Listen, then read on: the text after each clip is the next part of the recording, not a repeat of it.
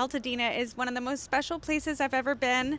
I was brought home from the hospital to El Corto Drive in Altadena, and it was a magical place to grow up. And then when I had a child, I looked at my baby girl in my arms and I said, where do I want to raise this child? And I said, Altadena, California.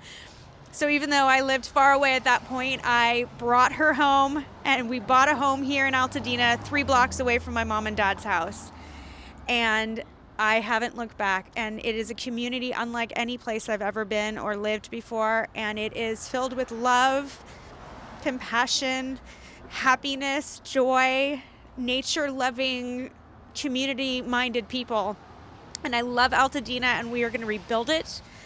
We're going to make it better and stronger than it was before, which is hard to think of because it was amazing before. But we're going to bring this community back and continue all of the fabulous things that have been happening here for generations. I'm actually an ER doctor, but I work 45 miles away. And so I got simultaneously at like 6:50 and 6:55, I got text messages, one from a friend of the flames that she saw from her house, and one from my dad showing flames from his house. And I quickly signed out all of my patients to my friends, who were so gracious that I was doing something that is not typically done in the ER, which is leaving before your patients are taken care of. But they graciously accepted all my patients to take care of them for the rest of the night. I drove home through 90-mile-per-hour winds, which was frightening by itself. There were actual trees blowing down the freeway towards me as I was dodging trees trying to get home. When I got home, my husband had been able to get our pets into the car and just some few vital documents. We packed up my car and then started driving down the hill because we could see the flames encroaching on our little neighborhood. And I stopped by my parents' house, assuming, of course, cell phone contact was impossible at this point. We could not get anybody by cell phone. All the towers were down. There was very little to no communication, and we were driving by the light of the flame, which was very frightening. All of the electricity was out in Altadena, so people had headlights. They were driving by headlights, but the bulk of the light that we were using to drive by was actually the flame coming off of the mountain. So we were driving in orange flame. And with trees blowing. My husband, as he was evacuating, almost got hit by a tree. The tree fell feet behind his car as he was evacuating. And of course, emergency vehicles coming into the area, people stacked up trying to get out of the area, people doing crazy things with their cars, running well, there were no red lights, but running through intersections without stopping, crazy stuff happening.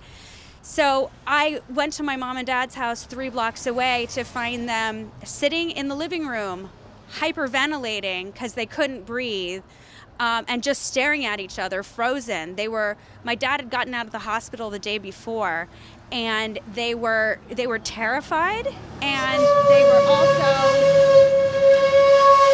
they were also kind of immobilized by some mobility issues that they have. And it took about an hour to get both of my parents in the car, find the car keys, which had gotten lost. And while they were looking for car keys, I just packed up their cars with anything I could find, and we left. And we got all of our pets out, we got my parents out, we got all of the living things out, but we left behind priceless treasures. You know, the family silver that had been passed from my great-great-great-great-great-grandparents. My grandmother's World War II uniform. She was a founding member of the Women's Army Corps. I mean, she was a rock star and a strong, powerful character. And, you know, that was in the attic. It was carefully preserved in acid-free paper, and my intention was to pass it through the generations, but it's gone. And, gone are the daguerreotypes of our family members. These are hundreds of, 100 years old pictures that are the very first type of photography, and gone are all the daguerreotypes and all of our personal treasures, but it's really the family treasures that are weighing on me. But all the people made it out, and the pets made it out, and we just got news that we got a place to live. So we're so excited about that. I can't even tell you. We've been couch surfing as a family with pets, 5 people and 4 pets for weeks, and that has been a challenge. And we just 10 minutes ago got word that we were accepted to have a little house in Altadena. And we are coming back, and we're going to rebuild, and we are going to bring this community together again. Congratulations. That's our After story. all you've been through. Yeah. 10 minutes ago, you got that word. I know. It's such a blessing. I can't even tell you. So we stopped by here to get some of the donated supplies, and we're going to treat ourselves to one of our favorite treats, which is here at the acai bar. Hey. Because we've been living off of free food for weeks, which is amazing. We kind of want a little bit of comfort food, and this particular acai bar is one of our comfort foods. So here we are. I'll be praying for you. Congratulations. Thank you. On your news of 10 minutes ago, and most importantly, the whole family getting out. Yeah. And I don't know if you want to add anything to this. No, we are blessed, and we are very fortunate. Yeah. Because it is heartbreaking how many people won't get the news. Yeah. And I wish I could help all of them. I wish I could help every one of our neighbors. Everyone we know and love has lost pretty much everything. But a few of here's something else I have to say. We do have a few friends and neighbors whose houses survived, and the level of guilt that they are feeling is tremendous. And so we wrote a text message that I will try to repeat a few days ago to kind of assuage some of the guilt and the fear and the survivor guilt that a lot of our friends and neighbors, the few who saved their house or whose houses were saved, are feeling, which is that we want their houses to have survived. We want them to have a place to live. We want them to be successful. Just because we lost everything and my parents lost everything doesn't mean we have resentment or any kind of negative feelings towards all the people whose houses did survive. Quite the contrary, they are the seeds from which Altadena is going to regrow, and we need those seeds.